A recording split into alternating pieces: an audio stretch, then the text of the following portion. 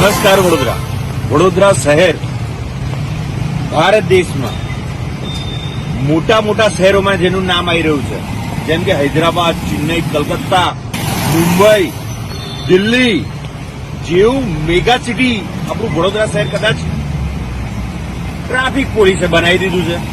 Reason એક જ છે, જયારે મોટા શહેરો, આટલા મોટા વિશાળ મોટા શહેરો છે, ત્યાં પણ રાત્રે 11 વાગ્યાથી સવારે 6 વાગ્યા સુધી ટ્રાફિકના સિગ્નલ બંધ થઈ જાય છે.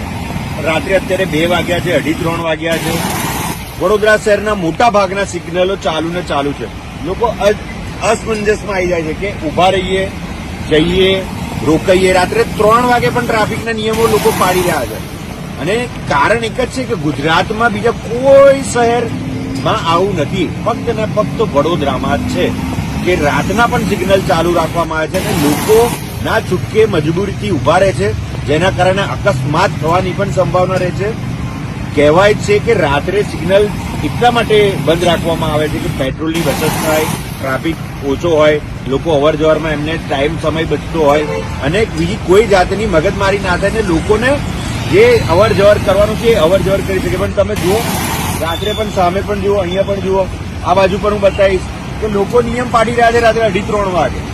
કારણ એક જ છે કે ટ્રાફિક પોલીસે વડોદરા શહેરને મેગા સિટીમાં કદાચ નામ આપી દીધું છે.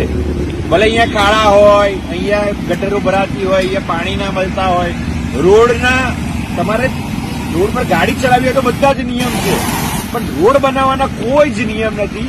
એવા આ ટ્રાફિક વડોદરા શહેરના ટ્રાફિક પોલીસે વડોદરા શહેરને બાનમાં લીધું છે.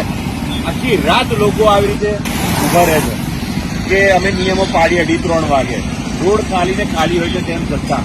તો આ વડોદરા શહેરના લોકોએ વિચારવા જેવું છે અને આવા ટ્રાફિકના જે ઇન્ચાર્જ છે એમનું સન્માન કરવા જેવું છે.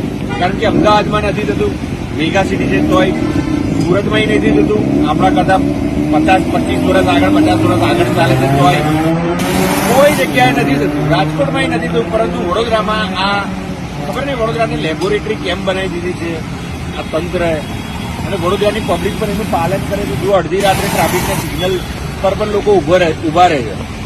તો હવે રામ ભગવાનની તો સ્થાપના થઈ ગઈ, હવે રામ ભગવાન જ આપણને બચાવશે. જય હિન્દ, જય ભારત.